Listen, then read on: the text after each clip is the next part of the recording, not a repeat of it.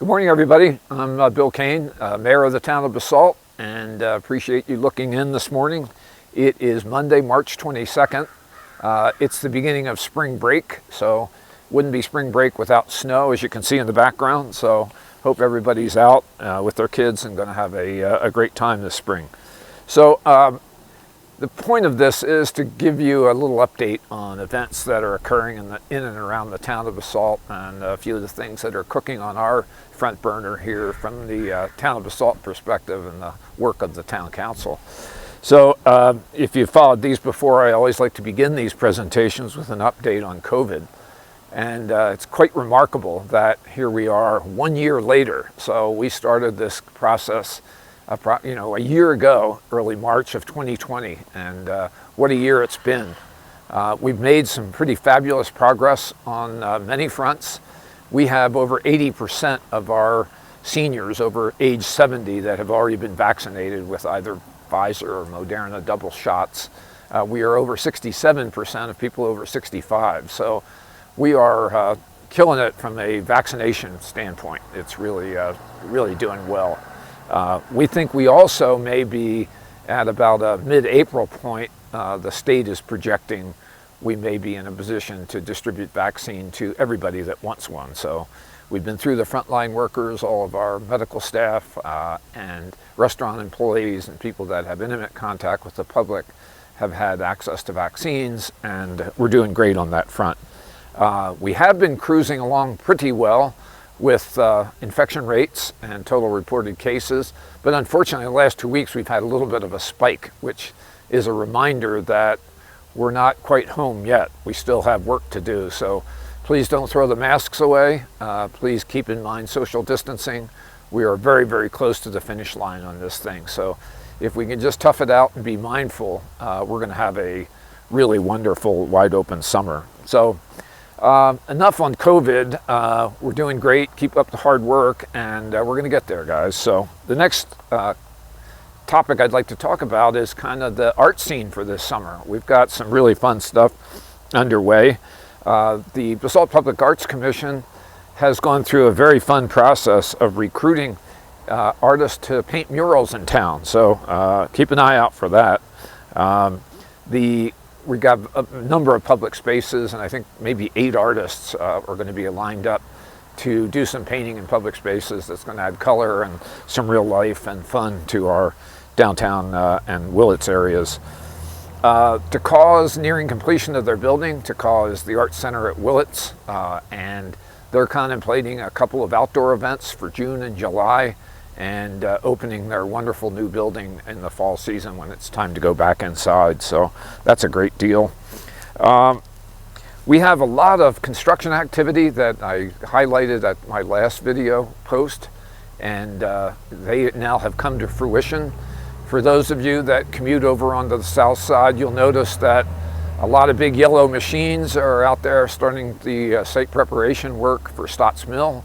And that project is underway. It's going to offer a number of market, affordable, free market residential units, 86 units of rental housing, and then a number of single-family lots. We have a lot of fun stuff, as you know, underway. We have been working diligently to improve our community pool. We're going to have a great kids pool, robot pool that's going to be ready to go. And we're looking forward to meeting a normal opening date over around Memorial Day for our new pool improvements, which is about a $3 million project. If you've been out to Willits, you noticed steel coming out of ground for the Stedman Center. That's going to be a remarkable addition to the community. And they are going to arrive in town probably about a year from now to get that building up and going. We have been working to distribute our tobacco tax. The tobacco tax is a tax on anything tobacco or e-cigarette related. It's generated a pretty substantial sum of money, and we now have in place a full-time counselor in the elementary school. We have $150K per year for 3 years to support the Hope Center with counseling in all of our schools, and for the community for that matter. It's not restricted strictly to the schools. So we have just released grant applications for our nonprofits in town, and we have an annual grant cycle, and those grant applications and notices have been sent out. If you're involved in a nonprofit and you haven't seen this, please contact us at Town Hall. Couple other notes: Sunday Market, and you might want to note this, Sunday Market will be back alive and well this summer. Our first day is June 20th, which we've made a tradition of opening the Sunday Market on Father's Day, so that's always June 20. It's always the final round of the U.S. Open too, for those of you that really would like this. I'm sure you're not, but if you were interested in golf, that's the final round of the U.S. Open. Always and Sunday Market coincide. So the big thing I think we want to communicate today is a project that we're all very excited about, and we think could be a major step forward for our community.